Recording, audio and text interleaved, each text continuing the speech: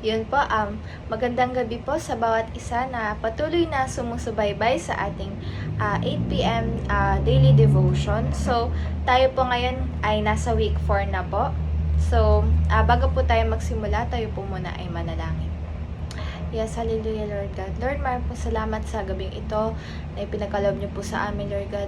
Na muli po, Lord God, ay mapapag-aralan namin ang inyong mga salita, Lord God. Lord, sa gabing ito, Panginoon, ay samahan niyo po kami, Lord God, sa aming pag-aaralan.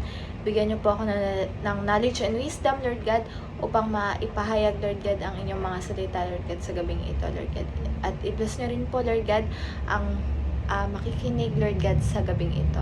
In Jesus' name, Amen. So, ano nga po ba ang topic natin ngayong gabi na ito? So, ang ating topic ay servanthood. So, ano nga po ba muna ang ibig sabihin ng servanthood? So, servanthood is the state or condition of being a servant. It is the selfless, voluntary act of dedicating one's time, resources, and energy to benefit and elevate others. So, sa Tagalog ay paglilingkod or the act of serving or pagiging lingkod, the state of being a servant.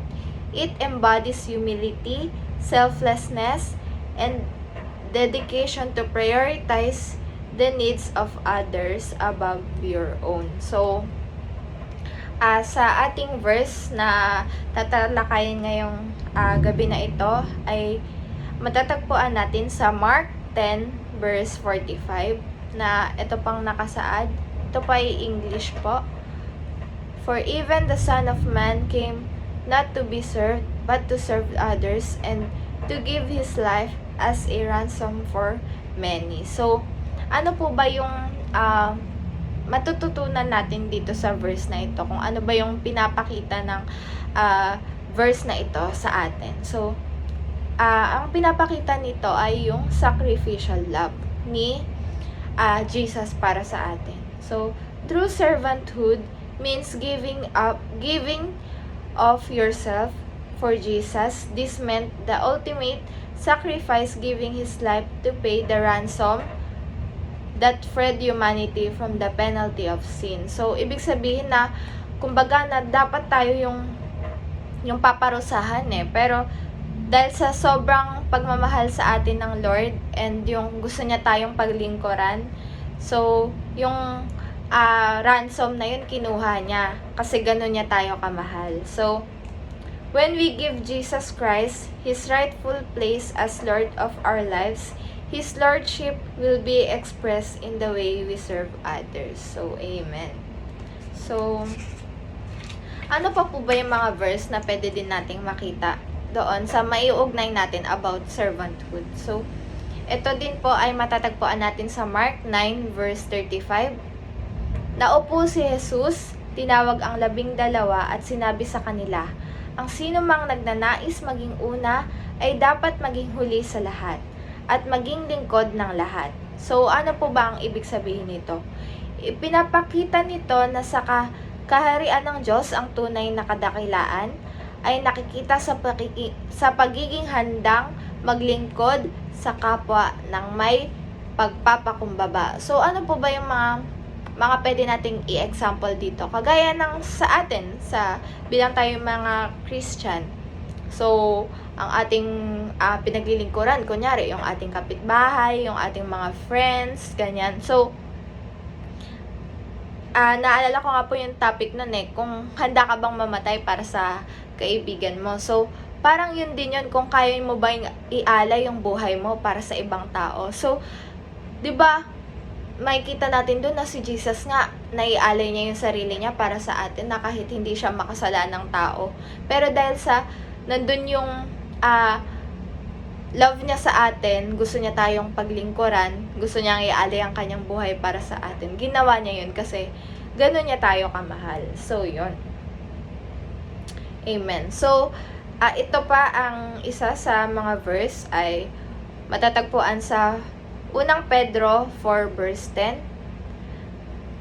Ay nagtuturo na ang bawat Kristiyano ay binibigyan ng Diyos ng natatanging talento o kakayahan So, dapat natin itong gamitin upang maglingkod sa kapwa at maging mabuting katiwala ng kanyang masaganang biyaya. So, tayo bilang isang Christian, 'di ba? Hindi lang dapat nasa atin yung salvation. So, dapat din natin siyang i-share sa ibang mga hindi pa nakakakilala. So, isa din 'yun sa paraan or pagse-serve sa mga taong nakakasalamuhan natin. So, hindi dapat tayo selfish na puro sarili lang natin o kapakinabangan lang yung natin yung iniisip natin, kung hindi dapat iniisip din natin yung kapakanan ng ibang tao. Amen. Kasi ganun si Jesus sa atin Ganun yung pagmamahal niya para sa atin, na kahit makasalanan tayo, inako niya pa rin yung kasalanan natin para lang maligtas tayo. Amen. So, ito din po ay matatagpuan din sa John 15 verse 12 to 13. Ito ang aking utos, magmahalan kayo gaya ng pagmamahal ko sa inyo. Walang pag-ibig na hihigit pa kaysa sa pag-ibig ng isang taong nag-aalay ng kanyang buhay para sa kanyang mga kaibigan. So, kagaya nga po ng sabi ko kanina, na kahit na alam mong masama pa yung tao na to, or hindi siya kamahal-mahal, or kung ano pa man na negative about sa tao na yon.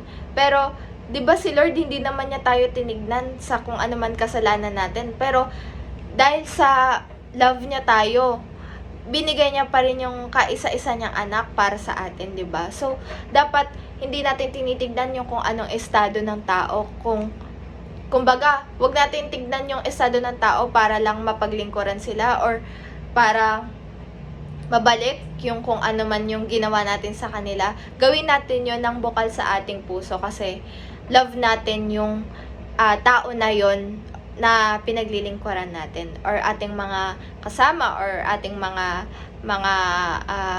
kaibigan, or yung mga kasama sa church. Amen. So, yon.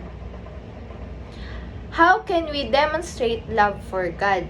So, our love for God will be expressed in our love for others. So, amen. Hindi mo naman masasabi na mahal mo ang Panginoon kung hindi mo din minamahal yung taong mahal niya. Amen. So, yun.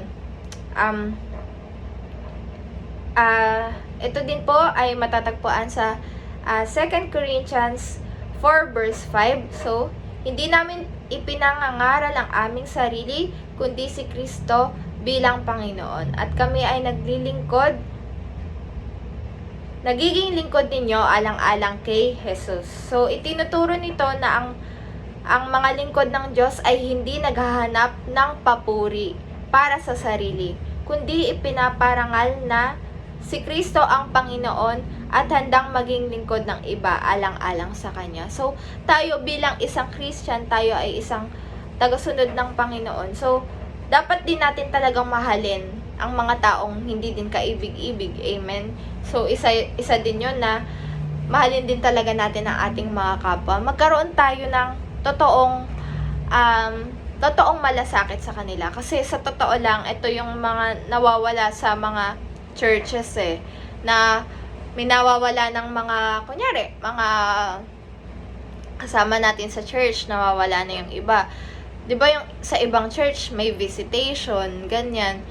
Tapos yung sa ibang church parang walang pakialam, 'di ba? So dapat hindi tayo ganun, bilang tayo yung body of Christ. So dapat magkaroon din tayo talaga ng totoong kumbaga ng totoong pake or ng care sa mga kasama natin sa church. Amen. So hindi lang kasama sa church, kundi sa ibang tao talaga. So, yun. So, true leadership is servanthood. So, and the greatest leader of all time is Jesus Christ. So, tayong mga tagapaglingkod, ang ating pinaglilingkuran ay si Lord. Amen. So, siya lang yung magmamando sa ating buhay. Pero si Lord nga, 'di ba?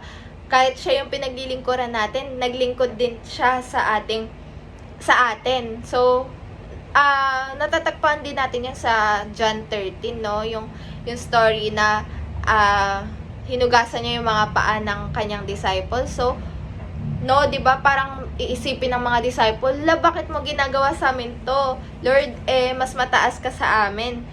Dapat kami yung gagawa sa inyo niyan, no? Pero doon pa lang napapakita yung humility o yung kababaang loob ng Panginoon na ayun yung dapat nating gayahin or dapat nating i-reflect sa buhay natin na hindi dapat tayo maging mapagmataas kasi si Lord nga wala tayong magagawa kung wala siya sa buhay natin. Amen. So, wala tayong dapat ipagmalaki. So, yun.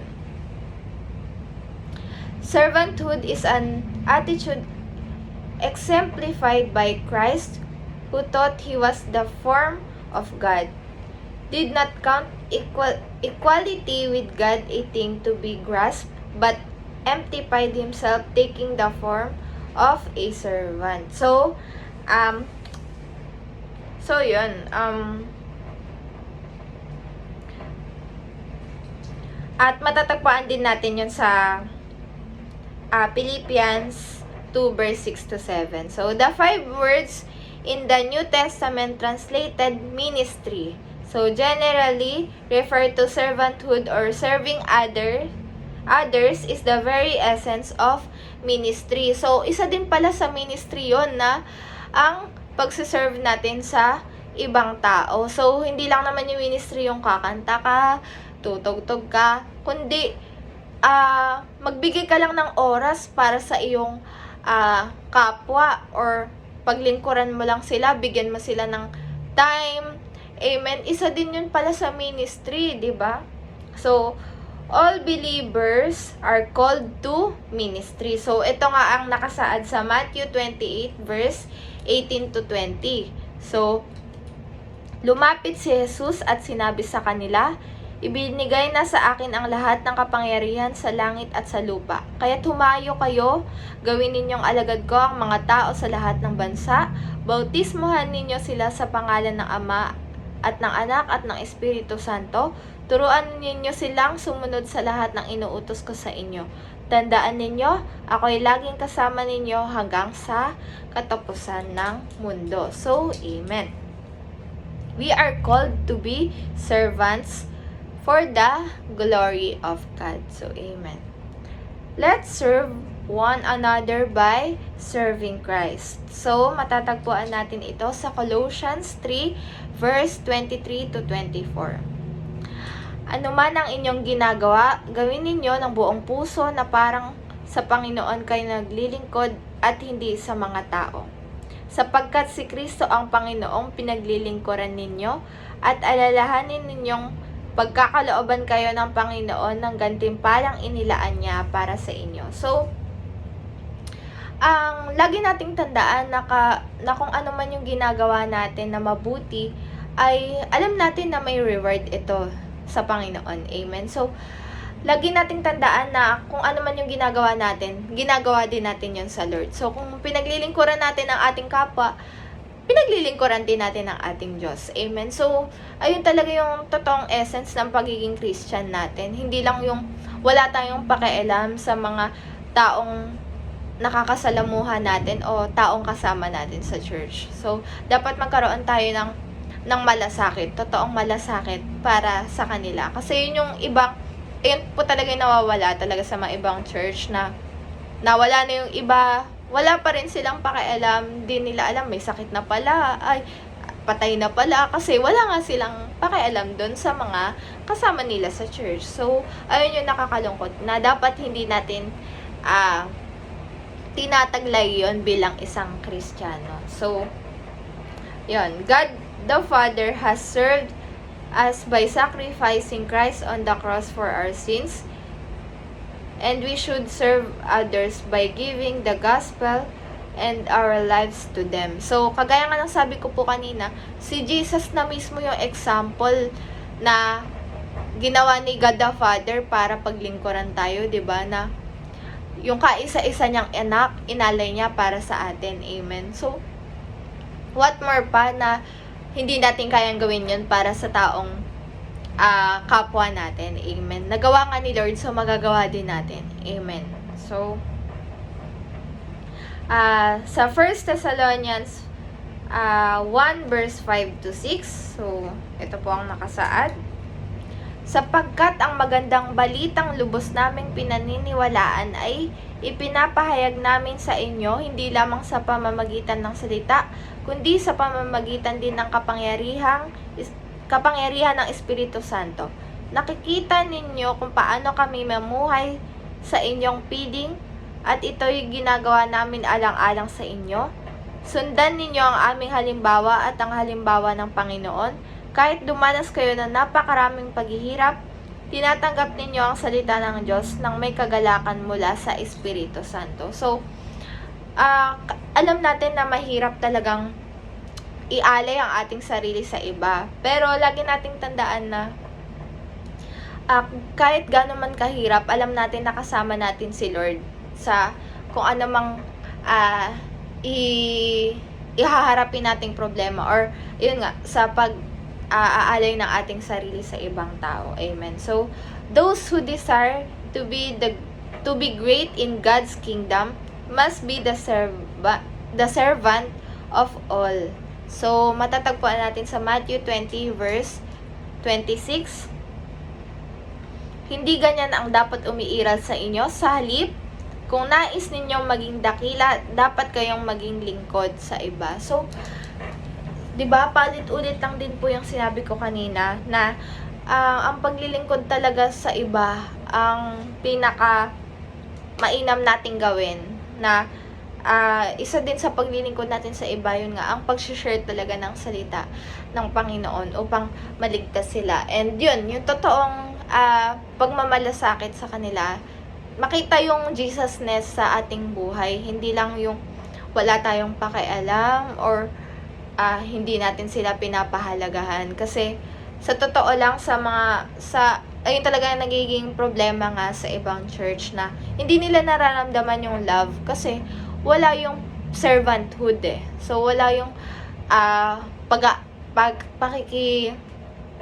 pakikidamay or pakikisalamuha, 'di ba? So isa talaga yun sa pinakamahalagang foundation sa atin bilang isang Kristiyano, ang pag-aalay ng ating sarili sa ibang tao. So, lagi nating tandaan na si Lord, inalay niya yung buhay niya para sa atin. So, ialay din natin ang ating buhay para sa ibang tao. So, yun lang naman po ang aking sasabihin sa gabing ito. So, nawa po ay may natutunan po kayo sa ating pinag-aralan. So, bago po tayo mag-end sa ating topic, tayo po muna ay manalangin. Yes, hallelujah, Lord God. Lord, maraming pong salamat, Lord God, sa inyong mga salita, Lord God, na naihayag, Lord God, sa gabing ito. Natunay nga, Lord God, na ialay namin ang aming buhay, Lord God, sa mga taong nasa paligid namin, Lord God, o nakakasalamuha namin, Lord God. Dahil kayo nga pong Panginoon ay inalay nyo ang inyong buhay para sa amin, para maligtas kami, Lord God. Lord, maraming pong salamat, Lord God, sa inyong wagas na pag-ibig, Lord God, and pinapakita nito, Lord God, yung pagiging mababang loob mo, Lord God, na hindi mo, Lord God, inisip, Lord, yung pagiging Kristo mo, Lord God. Kung hindi, Panginoon, ay inisip mo pa rin kami, Lord God, kahit na may times na ang hirap, Lord God, na dumapit, Lord God, pero Panginoon, alam po namin na patuloy nyo po kaming wini-welcome, Lord God, sa inyong piling, Lord God. Lord, sa gabi pong ito, Lord God, Lord, matutunan ng mga taong nakikinig, Lord God, sa gabing ito, Lord God, na magkaroon ng care, Lord God, sa isa't isa, yung tunay na pagmamahal, Lord God, sa bawat isa, Lord God. And ito po, Lord, yung makakapagpatatag, Lord God, sa pagsasamahan, Lord God, sa isang church or sa kung ano pa man, ay ang pagmamahal mo po talaga, Lord God. So, marami pong salamat, Lord God, sa gabing ito. Naway kayo pang aming naparangalan at napapurihan, Lord God, sa gabing ito. At i-bless nyo rin po, Lord God, ang mga nakikinig, Lord God, sa kanilang bahay, Lord God. Kung may karamdaman sila, Lord God, pagaling niyo po sila, Lord God. At i-bless niyo po sila ng siksik, liglig at umaapaw, Lord God. So, sa gabi pong ito, sa inyo ko na po binabalik ang papurit, pasasalamat sa pangalan ni Jesus. Amen. So, God bless po sa bawat isa. And mag-ingat po tayo kasi po may mga bagyo po, and naway makapagpahinga po kayo ng maayos. God bless po!